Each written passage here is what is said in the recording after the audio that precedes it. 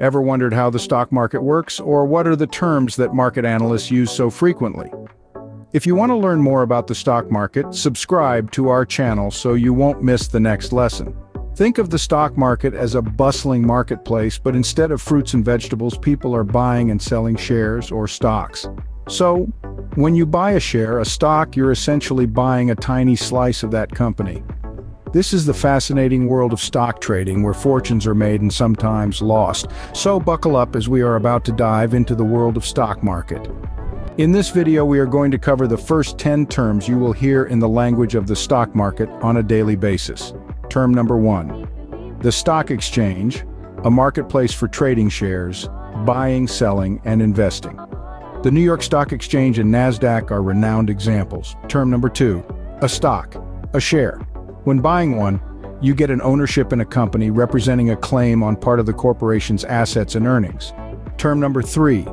ETF, Exchange Traded Fund.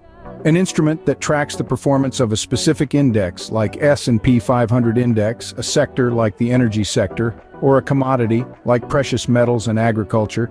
You can invest or trade in ETFs on stock exchanges similar to stocks. For example, if you want to trade the S&P 500 index, you can use the SPY ETF. Term number 4, dividend. A dividend is a fraction of the company's earnings given to shareholders as a token of appreciation for your investment. Term number 5, bull market and bear market.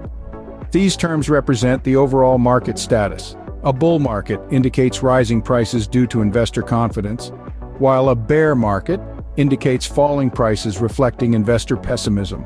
Term number 6, IPO. IPO is an initial public offering of a company. It is the first time the private company sells its shares to the public. Term number 7, blue chip stocks. Blue chip stocks are shares in reputable companies with consistent performance, like Apple, Google, or Tesla. Term number 8, portfolio. A portfolio is a collection of your investments and holdings like stocks, bonds, mutual funds, ETF, and more. Term number 9, broker. A broker is a person or firm that buy and sell stocks on your behalf.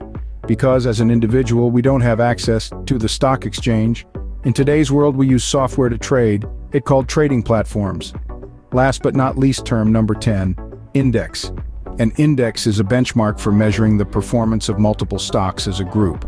For example, the NASDAQ 100, the S&P 500, the Dow Jones, and the Russell 2000 are some of the popular indices that you will hear on a daily basis.